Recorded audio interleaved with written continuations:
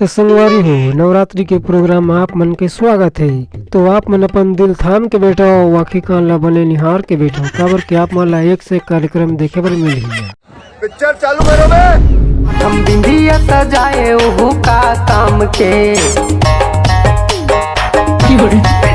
आँखों का जरे अंजाए तेनों का काम के माथा में बिंदिया सजाए ओहू का काम के नहीं मिले जिंदगी में दोबारा मौका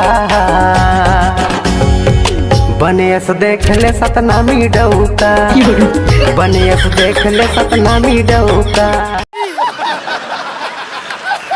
अब हमारे कार्यक्रम के दूसरा गाना लेकर आवत है श्रीमती बुधियरीन बाई। गाना बजाओ। चलो भाई।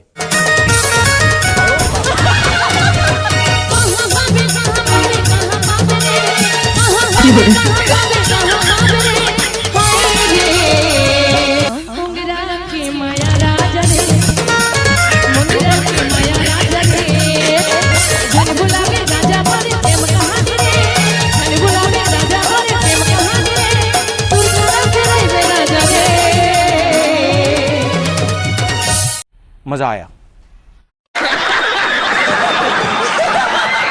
और अब हमारे कार्यक्रम के अगला डांस लेके आवत है परदेसी और परेतीन।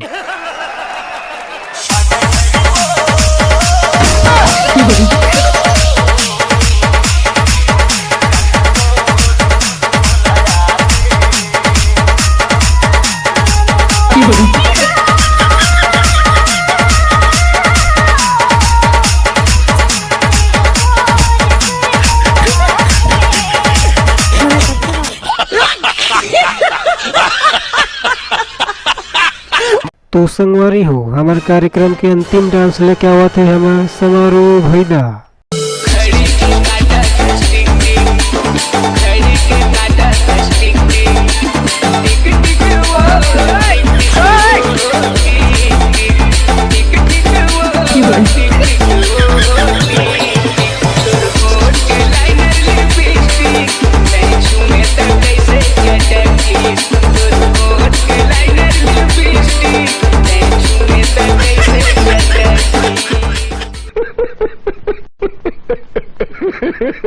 जय जोहार, जय छत्तीसगढ़। अगर वीडियो बने लगिस तो आप मन के माया और दुलार बनाए रही हो। धन्यवाद।